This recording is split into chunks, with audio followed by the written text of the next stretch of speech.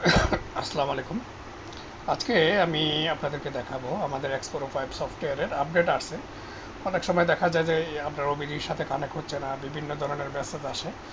তো এখন latest version যে সফটওয়্যারটা, তো এটা সমস্যা মানে পুরো যেটা আপডেট আসে এটা কিভাবে সমাধান করবেন আমি এটা দেখাচ্ছি। অনেক সময় দেখা যায় ব্লুটুথের সাথে কানেক্ট হয় না, একটা মেসেজ আসে, কোনো গাড়িতেই কানেক্ট হচ্ছে না।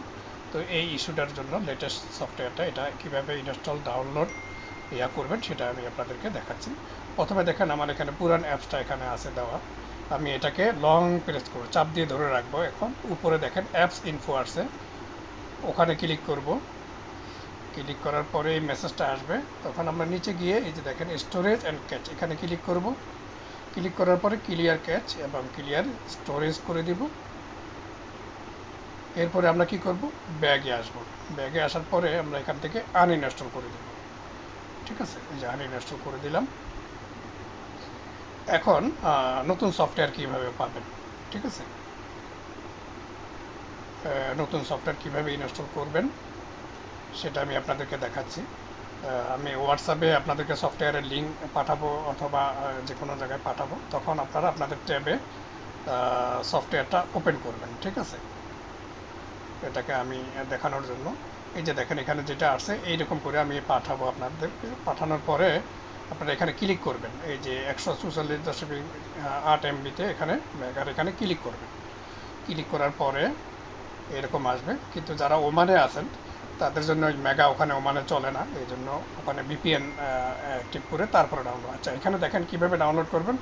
সবচাইতে নিচে যেখানে সেভ টু মেগা, একেবারে স্ক্রিনের নিচে সেভ টু মেগার ডাইন দিকে দেখেন ছোট্ট একটা ডাউনলোডের চিহ্ন দেওয়া আছে, এখানে ক্লিক করবেন। এই যে দেখেন ডাউনলোড শুরু হয়ে গেছে, এটা একটু সময় লাগবে। তো আমার এখানে ডাউনলোড করা ছিল, এই জন্য তাড়াতাড়ি হয়ে গেছে। তো এখন আমরা কি করব, এটা ডাউনলোড এখনও কমপ্লিট হতেছে। এখন এই যে ডাউনলোড হয়ে গেছে। এখন আমরা কি করব, সবার নিচে ডাইন দিকে আপনাদের এখানে কিন্তু কম সময় লাগছে, যেহেতু আমার আগে ডাউনলোড করা ছিল, এই জন্য আপনাদের সময় লাগবে ডাউনলোড ইন্টারনেটের স্পিডের উপর নির্ভর করে।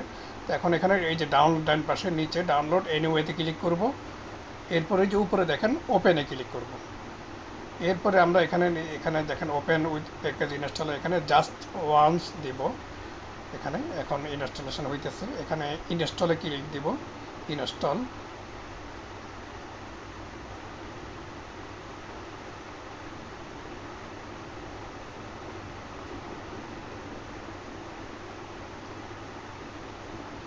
এখন এই স্ক্রিনটা যখন আসবে তখন এখানে নিচে দেখেন মোর ডিটেলসে আছে, মোর ডিটেলস লেখা আছে, এখানে ক্লিক দিবেন।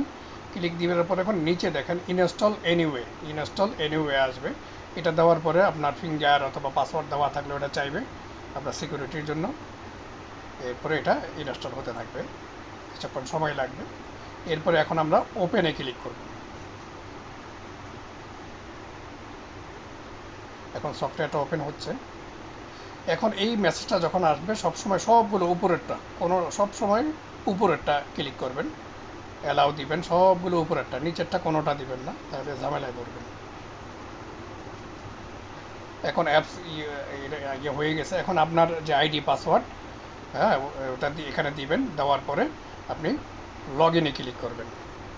লগ ইনে ক্লিক করার পরে উপরে দেখেন ভার্সন আসছে 221। হ্যাঁ, তো অবশ্যই ইন্টারনেট থাকা লাগবে। এখন এই জিনিসটা বহুত ইম্পর্টেন্ট, হ্যাঁ, জিপিএস, এটাকে ওকে দিবেন, অবশ্যই ওকে দিবেন।